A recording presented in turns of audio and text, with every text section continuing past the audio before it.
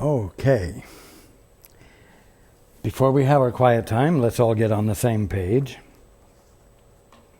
If you're in the Sparkly book, it's page 356, a new section entitled Practicing the Holy Instant. If you're in the second edition, it's page 309, same new section. If you're in the first edition, it's page 288. If you're in the JCIM, it's page 149. And if you're reading from the CIMS edition, it's page 299. Again, a new section entitled Practicing the Holy Instant.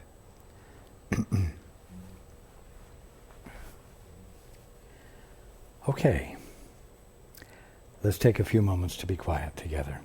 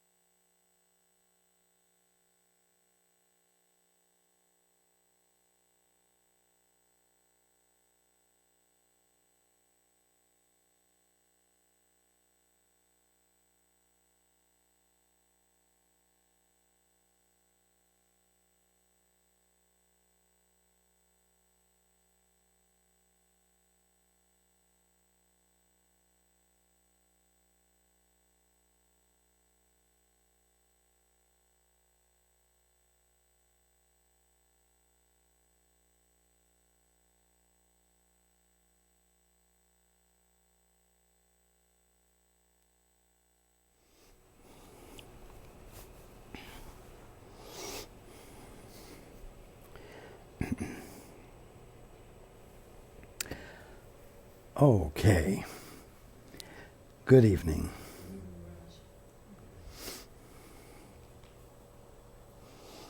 And welcome to everyone who's joining us on the internet.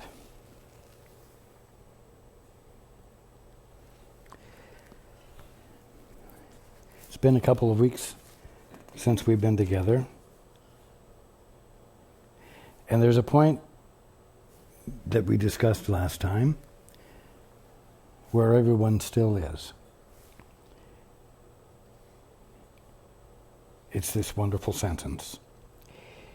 If you are wholly willing to leave salvation to the plan of God, and unwilling to attempt to grasp for peace yourself, salvation will be given you.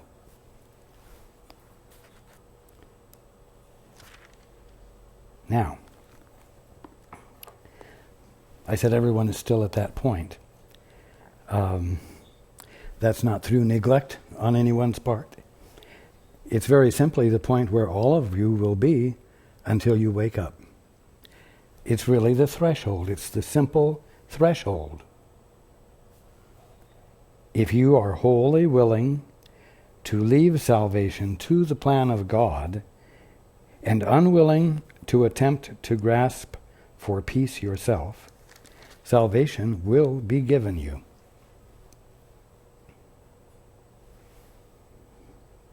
Every moment between now and the moment in which you wake up will be the moment where you can make the choice to be willing to leave salvation to the plan of God. The point at which you can decide to be unwilling to attempt to grasp for peace yourself.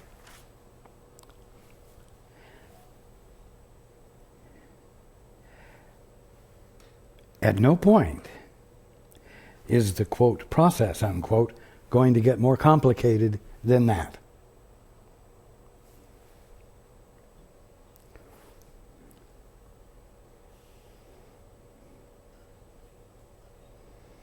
Just let that sink in for a moment.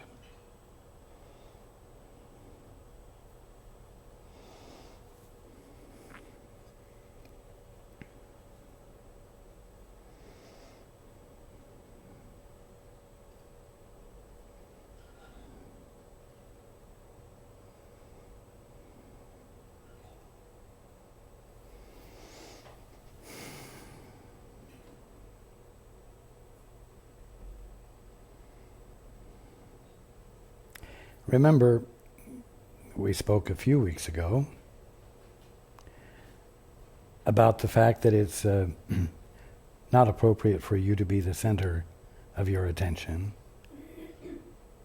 It's appropriate for God to be the center of your attention. And also that it's not appropriate for your problems to be the center of your attention, but for truth to be the center of your attention. Now,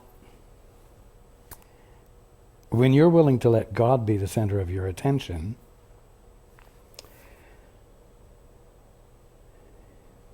you are allowing yourself to be in a frame of mind in which you are not bringing forth an agenda of your own, an agenda for your salvation, an agenda for your success, an agenda for your health, an agenda for your safety.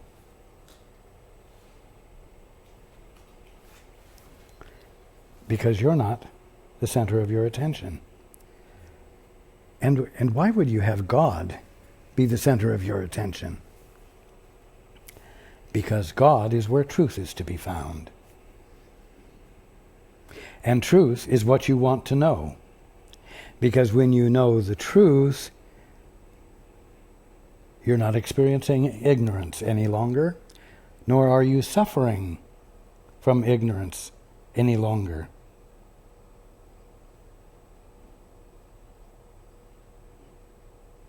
You're in your right mind, with your mind reflecting all that is true about God's mind, because you've let God be the center of your attention, and you have invited in the conscious awareness of truth.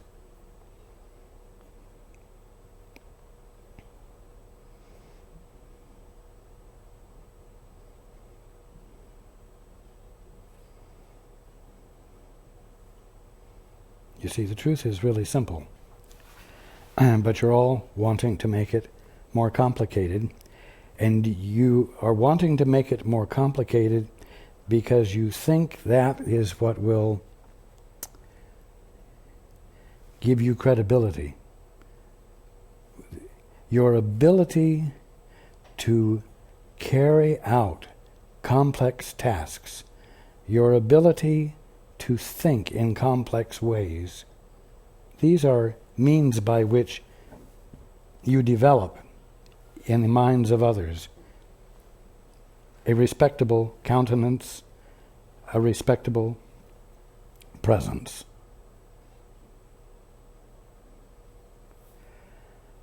You think. And you think that it does that and that it's necessary because without doing it, you're not respectable yet, which is not the truth. And I'm not going to harp on that over and over again tonight.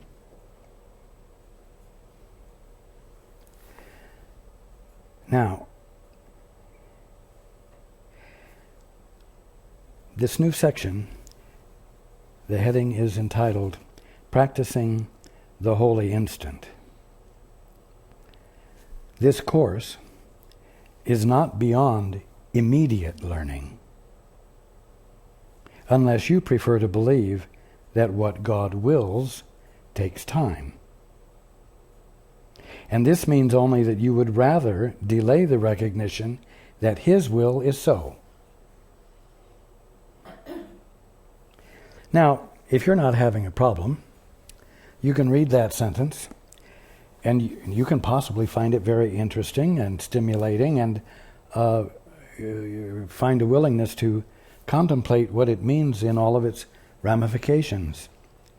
But if you're having a problem and you've been asking for help and you are not experiencing the resolution of the problem yet, then these sentences here are not at all satisfying. This course is not beyond immediate learning, unless you prefer to believe that what God wills takes time. And you're sitting there with your problem that's unsolved, a need that's requiring immediate attention, and you're not getting an answer, even though you are desiring to have immediate learning. You've done everything I've said. You've stepped back. You've said, Father, what's the truth here? And you've listened. And perhaps you have heard, and the need is still present.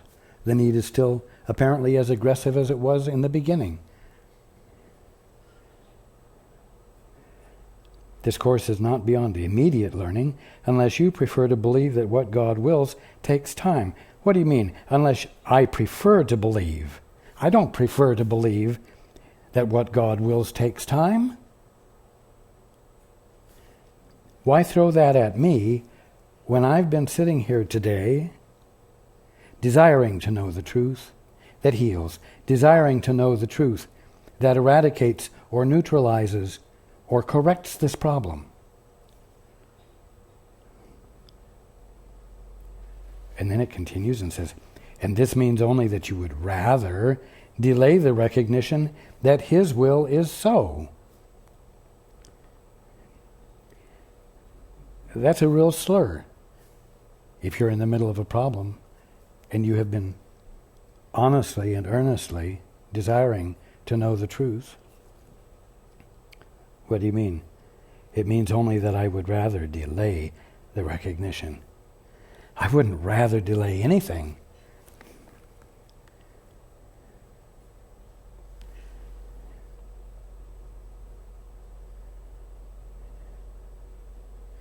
You know, when we've talked about small-mindedness and littleness,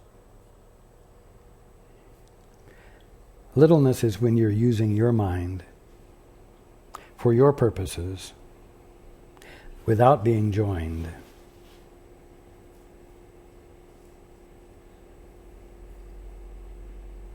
And when you sit there in a state of reaction because you haven't yet seen evidence of your faith or your trust or of your willingness to know the truth, your reacting constitutes a presenting of littleness, a reassertion of what?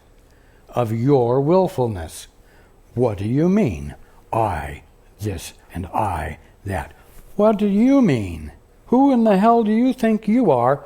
I know who I am, and because I know who I am, I can say, who the hell do you think you are? And I can argue with you, and I can bitch at you, and I can be frustrated at you. You see, all of that is you reverting to littleness, right in the face of your having been willing to abandon privacy and self-authorized thoughts so that you might join with the Father because you have been told. And you have faith that what you've been told is true. That if you will let the Father in, and if you will abandon your willfulness, you will see the results of ignorance dissolving, fading, being corrected, being erased.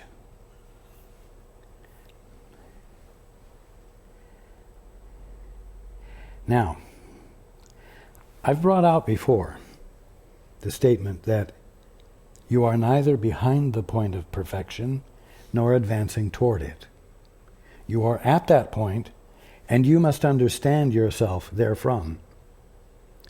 Now, we can equally say that truth is neither behind the point of perfection nor advancing toward it. It is at that point and must be understood therefrom. So I want to describe something to you here. I want you to imagine that there are like two rooms. One is the room you're in that has the characteristics of you being an independent thinker, an authorizer of thoughts, an authorizer or creator of orderly thoughts. And the other room, and in this room, you have conflict, you have problems that you have to solve, and you're even glad to have the problems to solve because that gives you purpose.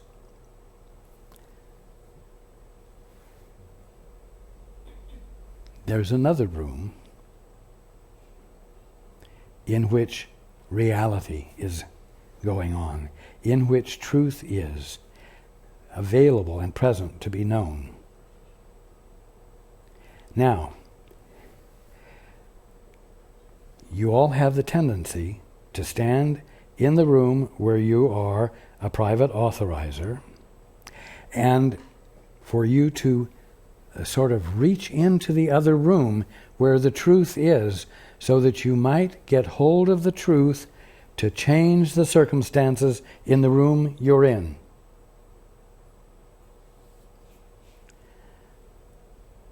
But the saying doesn't say that. It says, truth is neither behind the point of perfection nor advancing toward it. In other words, it partakes of nothing of the nature of the room of independent thinking and the conflict and problems that necessarily accompany independent thinking. And so you reach for truth to bring it back to the room you're in so that you can exercise authority. In many ways, this is the way you approach your healing. It's the way in which you do the two-step. You step back and stop thinking, and you ask the Father, what is the truth here? So that you think you might be able to have the truth in your possession and apply it to the situation in the room that you're standing in.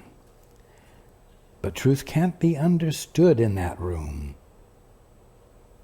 And so when you're asking to know the truth, you're asking to have your mind shift from the room of independent thinking and the conflict always associated with it into the room or arena of truth, in which truth is neither behind the point of perfection nor advancing toward it, and therefore neither are you, and the truth that is revealed to you does not become something to apply to the you that was standing in the other room.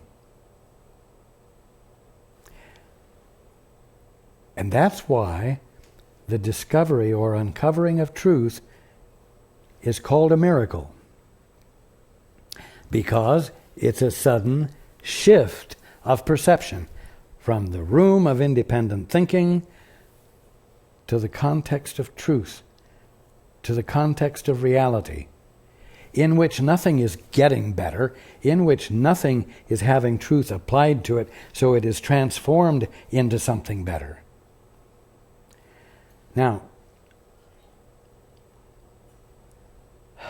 when you are learning about this, and when you are learning to use your mind in this way, meaning not to use it to make something happen, but to use it to pay attention, to get out of the way in the sense of personal self-assertion, and to let yourself be filled with the truth. When you're learning how to do that, so that the fact that you're not behind the point of perfection and you're not advancing toward it can register with you,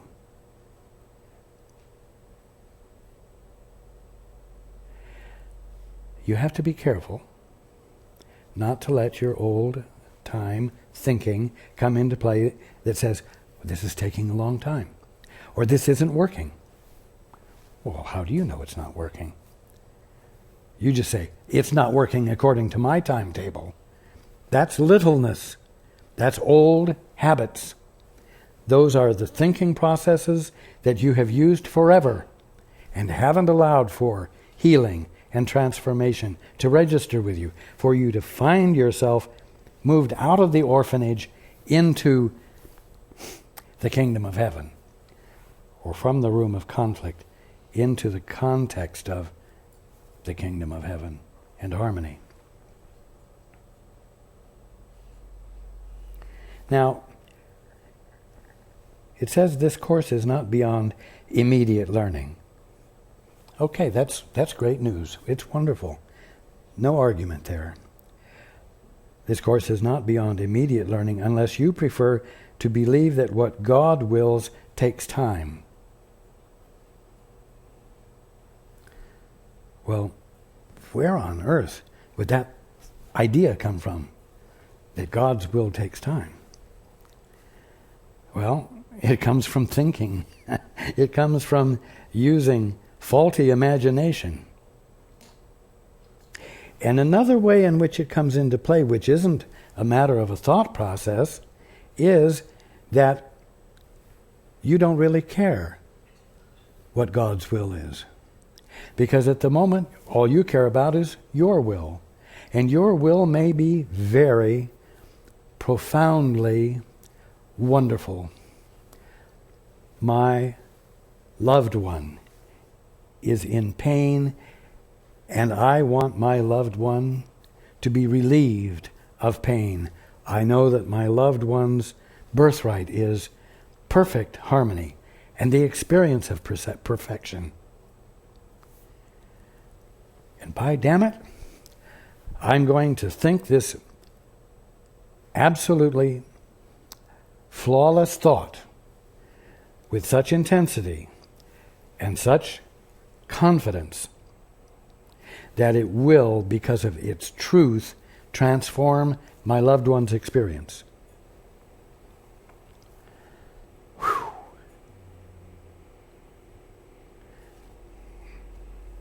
No two-step there. No question, Father, what's the truth here? It's an expression of arrogance, isn't it? As we discussed last week. Arrogance is the one thing that can take your inspiration away. Hey, what is inspiration if it isn't the influx of truth? That which happens when you actually say, Father, what is the truth here? And you do care what the Father's will is. And you're not caring more about what your will is, no matter how well-founded, how well-placed, or how perfect and beneficent it is. This means only that you would rather delay the recognition that His will, the Father's will, is so. You're going to try your will first. You're going to try to be the best damned metaphysician, the best damned spiritual healer you could be. The clearest channel of the Father's healing power. By damn it, you're going to be the best. I'm going to be the best. I'm going to be the best. I'm going to apply myself with the foundation of truth itself to do a holy work.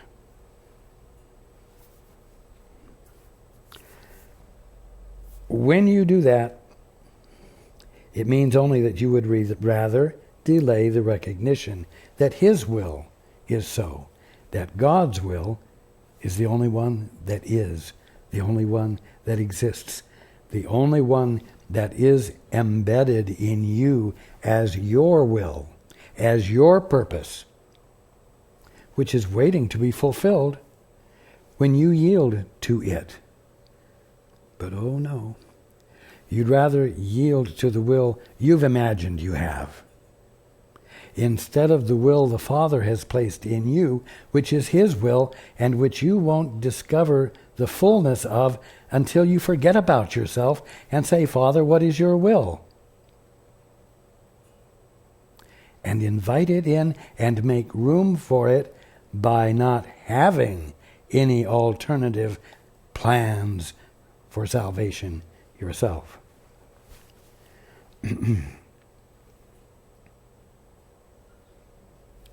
You know, what other plans of salvation might you have?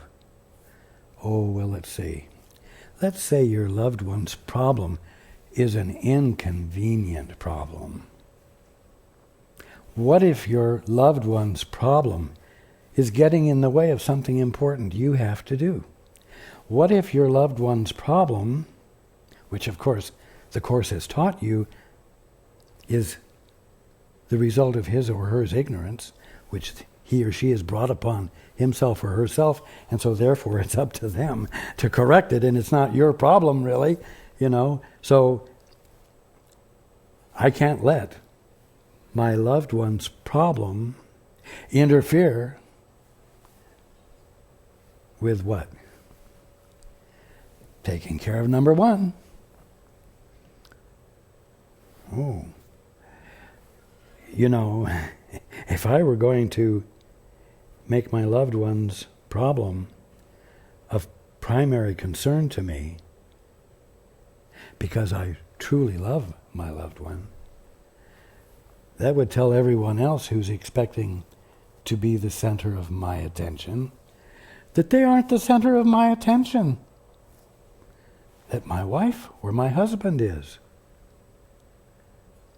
And that I'm willing to neglect them for my wife or my husband, my significant other. And I will lose respect.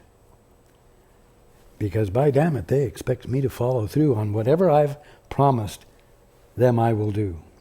Or whatever I have convinced them I am capable of doing for them so that I might have their allegiance.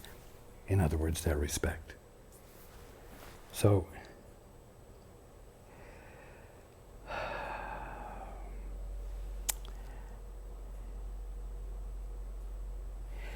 there are strange ways of deciding that what the Father's will is not important to you, and that you do not really want to know the truth about your loved one's problem so that your loved one will experience healing, because it will cause you to lose faith with others? Tell me this. If you are going to become so convoluted in your mind and you love complexity, before long you're going to be obligated to many in many different ways because of what you promised this one or that group or those people. And pretty soon it's going to be hard to keep straight what you promised to whom and how you're going to keep up a good front. All as a means, ultimately, of saying,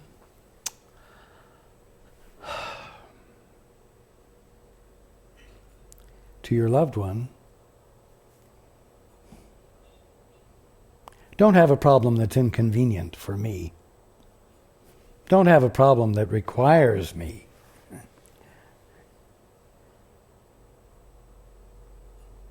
To be with you out of my devotion to you because I love you.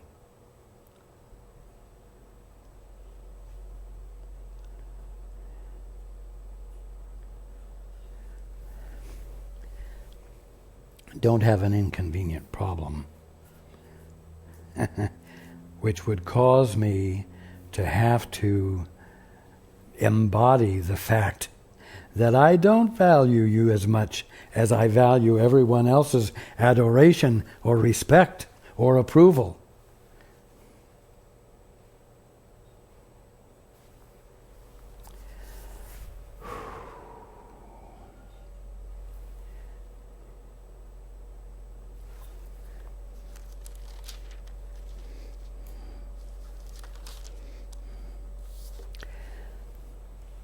Now, what I've been saying, I've used a loved one as the example.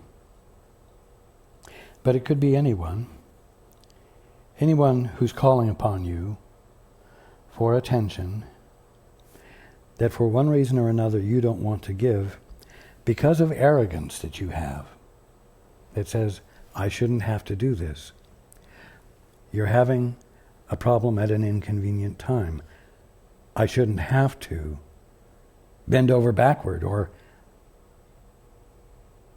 put forth any conscientious effort because right now it's inappropriate.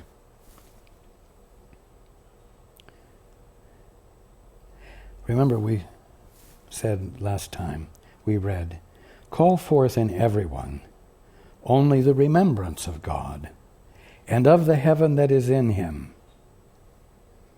Well, that's great. If the call for the remembrance of God that's occurring doesn't happen to be inconvenient for you,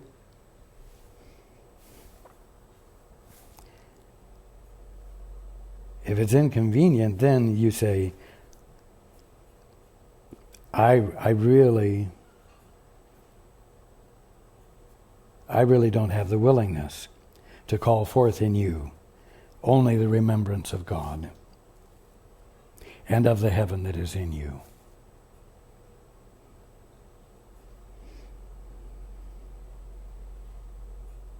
Selfishness. Call forth in everyone only the remembrance of God and of the heaven that is in him. For where you would help your brother be, there will you think you are. Now here's the key. Hear not his call for hell and littleness. When your brother is voicing his frustration, his pain, his suffering, he's being unpleasant. He's expressing littleness. He's expressing fear. He's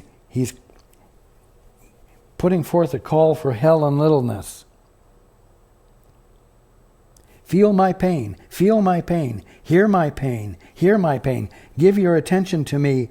Give your attention to my pain, etc. Hear not his call for hell and littleness, but only his call for heaven and greatness, because you have the means to discern what his behavior actually is. Is his unpleasant, obtuse, negatively focused energy a call for hell and littleness, or is it a call for heaven and greatness? And can a call for heaven and greatness really be an inconvenience to you? Can it happen truly at an inconvenient time? Is there any time that it's not appropriate for you to call forth in your brother only the remembrance of God?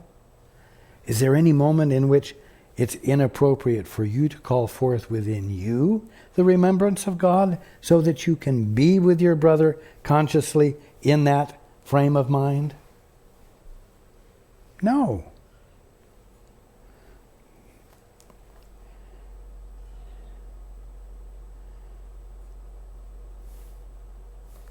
Well, what if you answer your brother or sister with the truth that you hear because you did the two-step, and your brother or sister refuses to hear you and persists in complaining and stating that the lie is the truth, that he has this terminal disease and he is dying and there's nothing that can be done about it, and no matter what you say, it can't be changed, and fights and fights and fights for the lie. Well, it was all right the first time you did the two-step. It wasn't too inconvenient. You were able to take the time, but now your brother is kicking you in the face, so to speak, and rejecting the gift and saying that, in so many words, the truth that you're sharing is nonsense, and you have presented nothing that justifies his abandoning his conviction.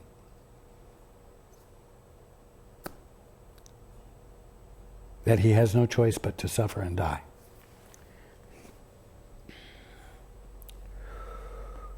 So the question boils down to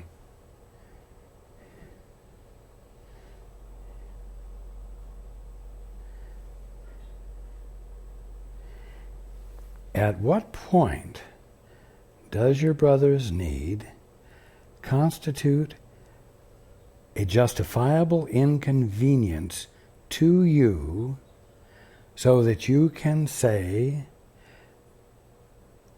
I cannot help you any further because I have things to take care of for myself?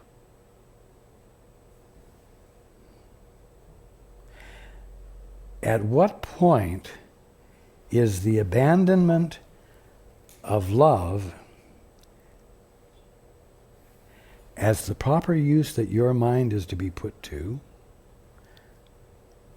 justifiable? At what point does fulfilling your function become truly inconvenient and inappropriate? It's a good question. Because if there is a time limit, if there is a point at which it is appropriate for you to withdraw your willingness to call forth in everyone only the remembrance of God,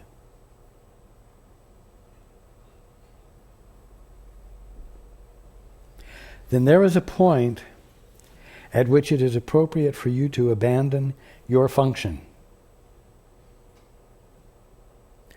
and lose the opportunity for a miracle.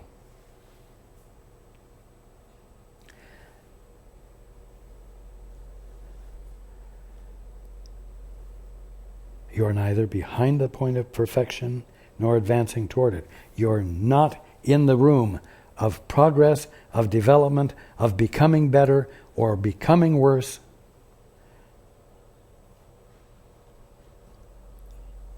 You are at the point of perfection in the other room and must understand yourself therefrom. Which means that when there is a problem to be solved, you must be willing to go into an arena that doesn't seem to make any sense.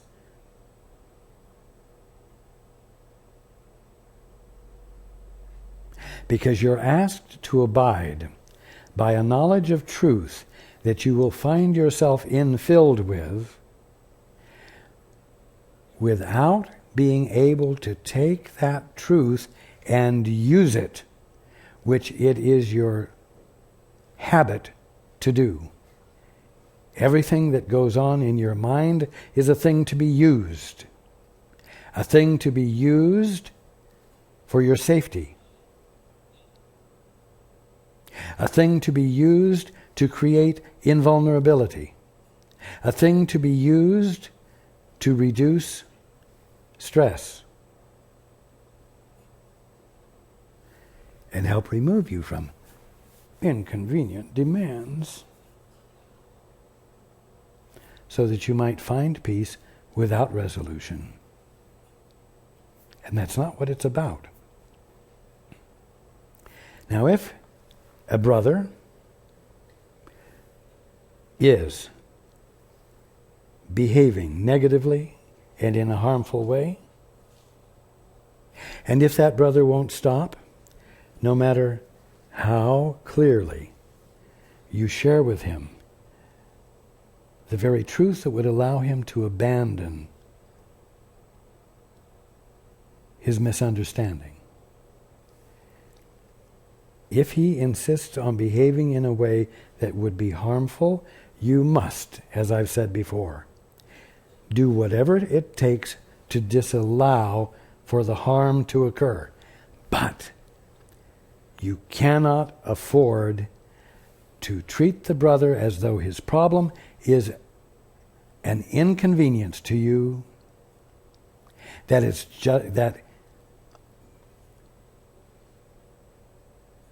that provides a justification for abandoning your intent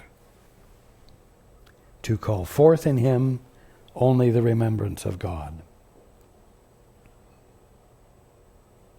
And as I've said before, if someone is brought into a hospital and there is a total lack of self-control and he or she would harm those attending to him, he or she is strapped down so that no harm can be done, and then care is provided so that correction occurs.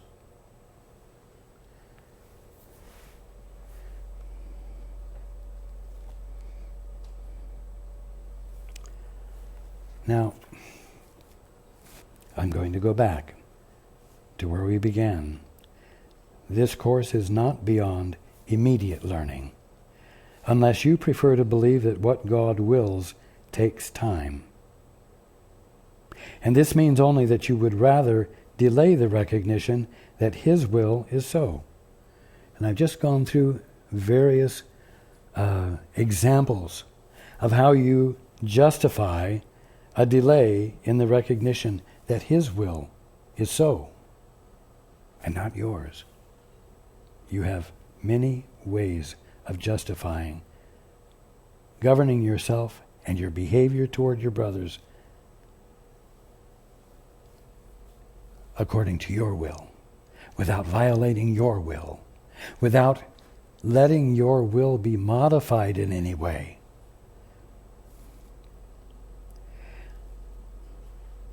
The holy instant is this one, this instant, and every one.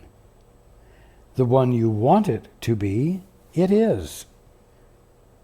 The instant what? The instant in which immediate learning can occur. The instant in which a sudden shift of perception, a miracle, can occur. The holy instant is this one, and every one. the one you want it to be, it is. It's a simple truth. But if you're struggling with personal authority or personal affront, and you're questioning whether it's still appropriate for you to call forth in your brother only the remembrance of God,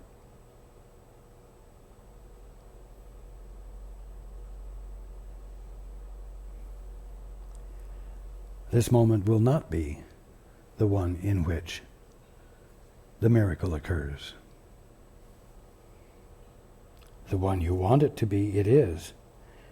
The one you would not have it be is lost to you. It's very simple.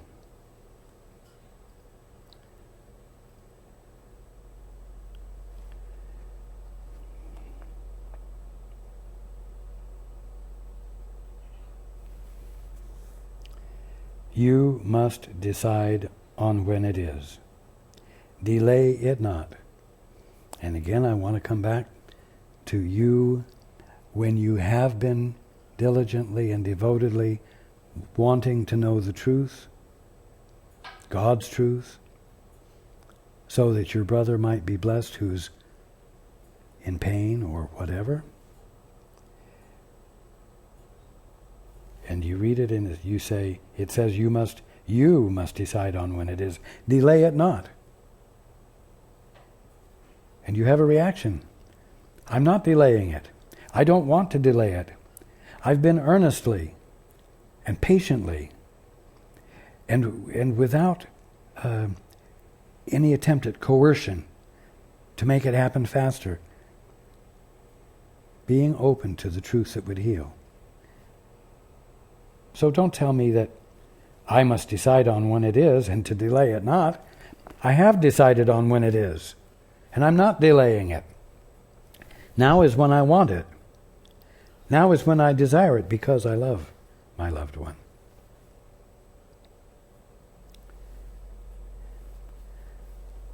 If the correction hasn't occurred, then somewhere you are still holding out for your will. Somewhere you're saving face, or somewhere you're saving your ass. You're not going to bring it out into the full open center stage.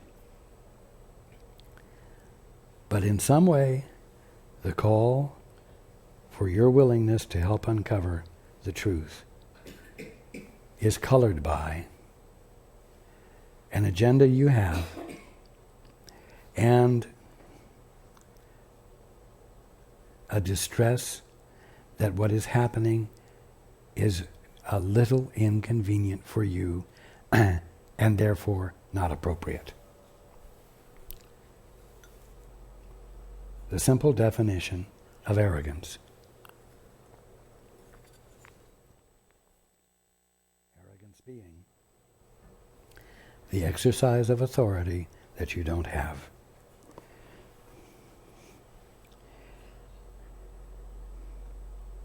The holy instant is this one, and every one. The one you want it to be, it is. The one you would not have it be, is lost to you. You must decide on when it is. Delay it not. 4. Beyond the past and future, or we could say separate and apart from the past and future, in which you will not find it, it stands in shimmering readiness for your acceptance. What does? Well, the truth does. But in this case, it's referring to the learning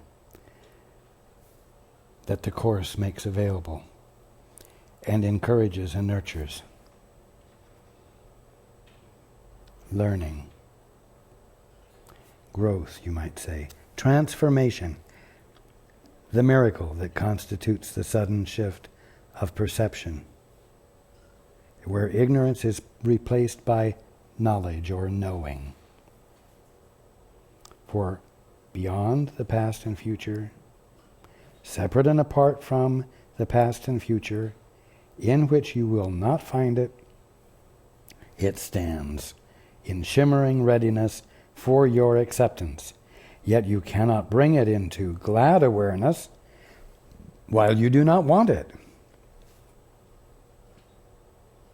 Oh, but I do want it. But damn it, it's such inconvenient timing.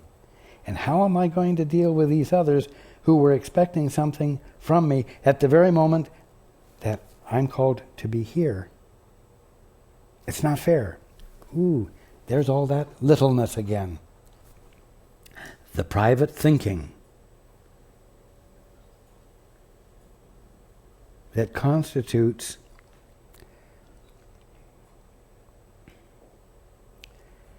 the opaqueness of your mind that doesn't let reality shine into it.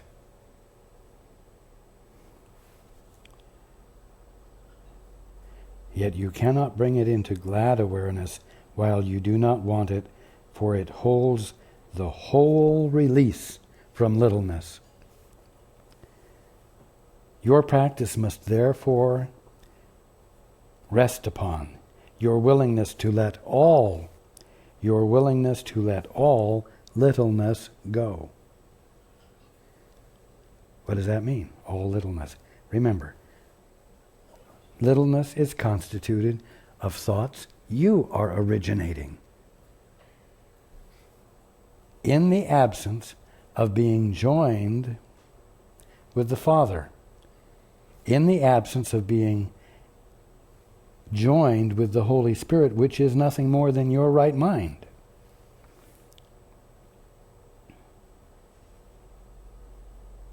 The instant in which magnitude will dawn upon you is but as far away as your desire for it. Again, that sentence will make you mad if you think you have been desiring it and you are frustrated because you haven't seen the results yet. The instant in which magnitude will dawn upon you is but as far away as your desire for it. Well, what do you mean? I've had the desire for it all day. It sure seems to be further away than my simple desire for it. And I'm pissed off. And it's not fair. Oh boy, you see, all of these sentences are expressions of littleness. They are expressions that don't take into consideration the divine one that you are. The one that is neither behind the point of perfection nor advancing toward it. It doesn't take into consideration that of you which isn't little and which isn't subject to thoughts that are not thoughts of God. Now, I don't mean thoughts about God, but thoughts that God is having.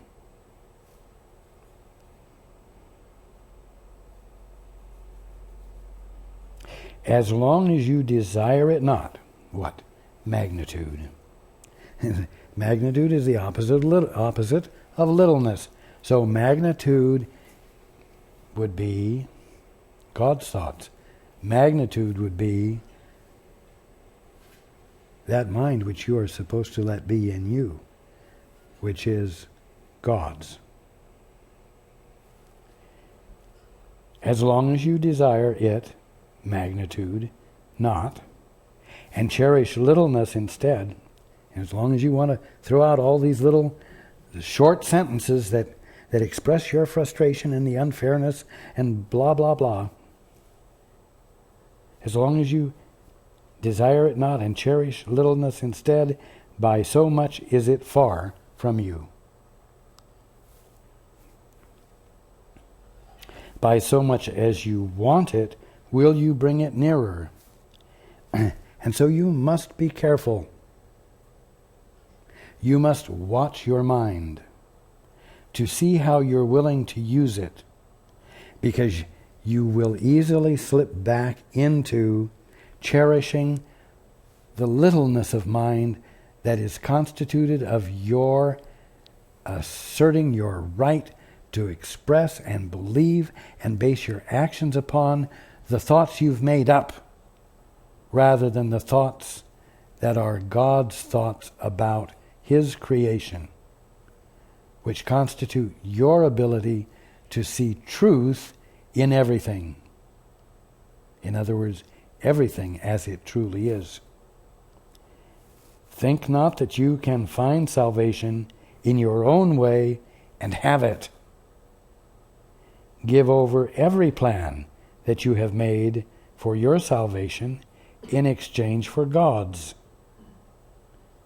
His will content you, and there is nothing else that can bring you peace. For peace is of God and of no one beside him.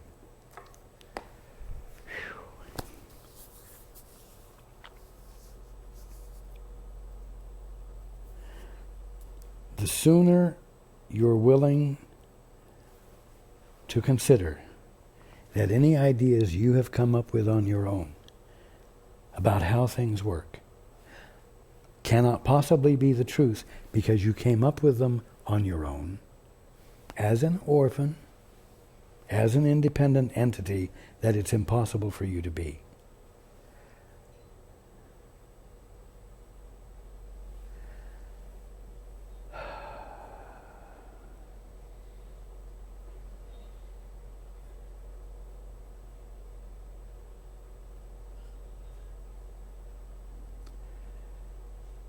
You will make it impossible to experience a miracle. You will make it impossible for there to be a sudden shift of perception. The fluidity, the willingness for change will not be present. There will be no invitation for what? That which stands in shimmering readiness for your acceptance. Reality as it is. Wholeness where disease seemed to be. Beauty where all that you had seen was turmoil and ugliness.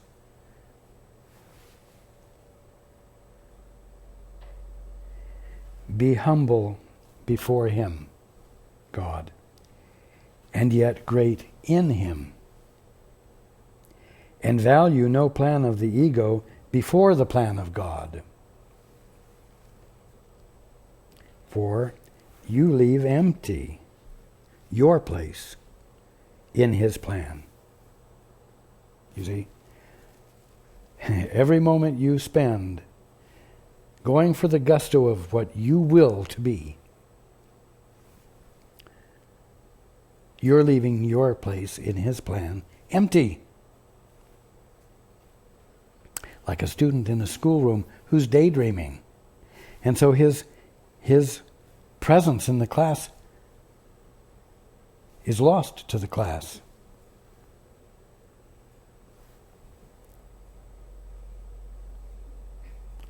Value no plan of the ego before the plan of God, for you leave empty your place in his plan, which you must fulfill if you would join with me, by your decision to join in any plan but his. Again, for you leave empty your place in his plan, by your decision to join in any plan but his. I left out a subjunctive clause there for it to be more easily understood. I'll read it again wholly. For you leave empty your place in his plan, which you must fulfill if you would join with me, by your decision to join in any plan but his. I call you to fulfill your holy part in the plan that he has given to the world for its release from littleness. God would have his host, all of you, abide in perfect freedom. Every allegiance to a plan of salvation that is apart from him diminishes the value of his will for you in your own minds. And yet it is your mind that is the host to him. Now, you're not used to letting your mind be host to God. You either occupy most of the space with your own thoughts about yourself, or if you have become acquainted with God and you have invited God in, you still reserve space there for you to be your own independent, willful presence, accomplishing things that you feel are worthy of being accomplished without asking God, what's the truth here?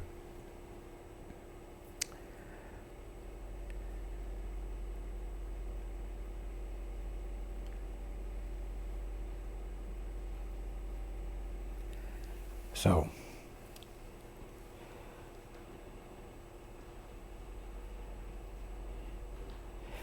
you're not used to thinking in terms of a shift from the room of independent thinking and the conflict and the surmounting of conflict that are characteristic of it for the context or room in which the experience of truth is available, and from which it is your birthright to be experiencing not only truth, but yourself. And so the call is for you to be willing to do what seems not to make sense, so that a new sensibility can begin to register and grow and substantiate itself in your mind. Which means that you must be willing to call forth in everyone only the remembrance of God, no matter how unpleasant their being, no matter how resistant they seem to be to receive the truth that would heal them, no matter how slowly the healing of pain seems to take, because ultimately, if you don't stay with the desire to know the truth, you will abandon the one element that triggers transformation, and you will continue to be stuck in the status quo.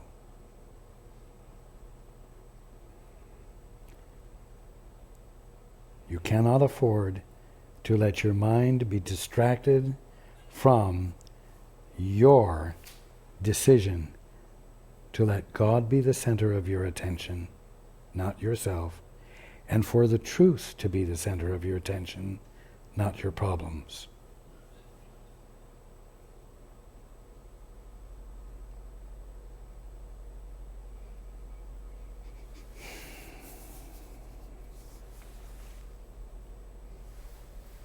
I love you. I love you. I love you. I love you. I love you. I love you. I love you. And you. I love you, and I love you, and I love all of you who are watching. And I look forward to being with you next week.